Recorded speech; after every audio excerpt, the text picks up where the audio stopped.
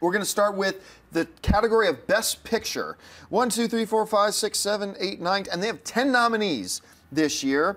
The nominees for Best Picture are Birdman, Boyhood, Gone Girl, The Grand Budapest Hotel, The Imitation Game, Nightcrawler, Selma, The Theory of Everything, Unbroken, and Whiplash.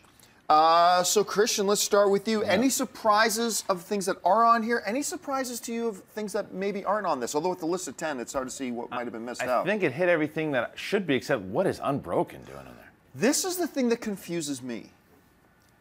This is the Broadcast Film Critics Society. This is film critics. Yeah, everyone nailed it. If you go to Rotten Tomatoes and look to see what the film critics said, it got a 50%, 49, 48, something like that. Yeah. How does it get nominated for Best I'm part of that Rotten Picture? Tomatoes score, and I gave it a rotten because I didn't. It looks good, great, but as far as compared to all these other movies, get out of there. I mean, granted, this is only 1 out of the 10 nominees. It's not going to win. It's not going to win, but it's just kind of weird that it's in there. I love that Whiplash is in there. That's one of my favorites of the year. As far as look, Birdman is another one that should absolutely be up there.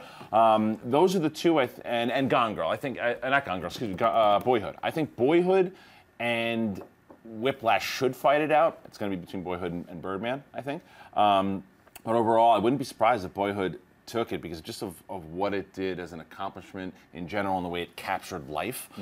But no, there's not a lot of surprises in there. Nothing that I think is missing, except the only one that really surprised me, the head scratcher, was Unbroken. Right. Well, you know, maybe one other thing that might surprise me, I've been talking about this a lot this year, but considering how much the critics loved Guardians of the Galaxy, X-Men Days of Future Past, and Captain America Winter Soldier, with them putting out a list this big, don't think we've crossed that. I know, but I almost felt like with the Broadcast Film Critics Society, considering how much of them loved. Look, the critics gave Captain America like 91%. That's the one. They give Unbroken 50-something%, and Unbroken gets on there and said, that's kind of my one qualm. Yeah, I think that for me, Captain America 2 would have been the one that I would have been like, oh, that's kind of cool. It would have still been a huge shock, but that was the one that everyone was really raving about because it kind of transcended a little bit into like a spy genre as well, too. Unbroken's been really campaigning for the Oscar with the trailers. You know, when the trailers came out, I was like, this is the next Oscar movie, and somehow it got nominated here.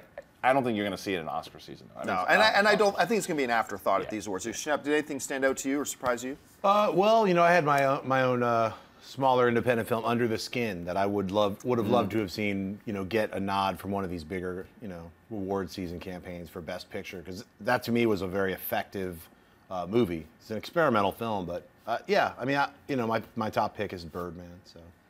I think the weakest movies that you see on here are stuff like Unbroken and The Theory of Everything and The Imitation Game. I like those movies. I liked all those movies, but they're all based on true stories, too. I haven't seen Selma yet, but the ones that are based on true stories, I think sometimes this kind of year start to tug at the heartstrings a little bit because Louis Zamperini was a real guy and he went through all this and he passed away earlier this year. Angelina Jolie directing the movie, I think, had a lot to do with it being nominated. I personally would have loved to have seen the Apes movie up there. I think that was the strongest film. Of all these ones that we're talking about that aren't usually award contenders, like a Captain America or a Guardians or an X-Men, something like that, I think Apes was the one that could have transcended that, and I was kind of bummed it didn't. But I think my favorites are going to be Birdman, Boyhood. I think Whiplash is the dark horse.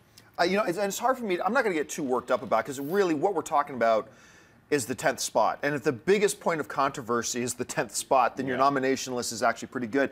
I think it's going to come down to both in here and probably in Oscar season.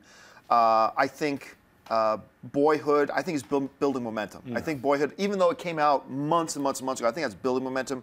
Birdman is the obvious one. I actually think Selma may be the other one. I finally got around to seeing Selma, and it's like, it's really darn good, but a lot of really good. I'm glad to see Gone Girl up there. I'm glad to see Nightcrawler in there. So yeah, there we go. Hey everyone, if you liked this video, click that thumbs up button and make sure to subscribe to our AMC Movie News YouTube channel. It's free and helps you stay up to date with all the latest movie news, as well as our daily AMC movie talk show. Also, make sure that you follow us on Facebook and Twitter to stay up to date with all of our special promotions, contests, and prize giveaways.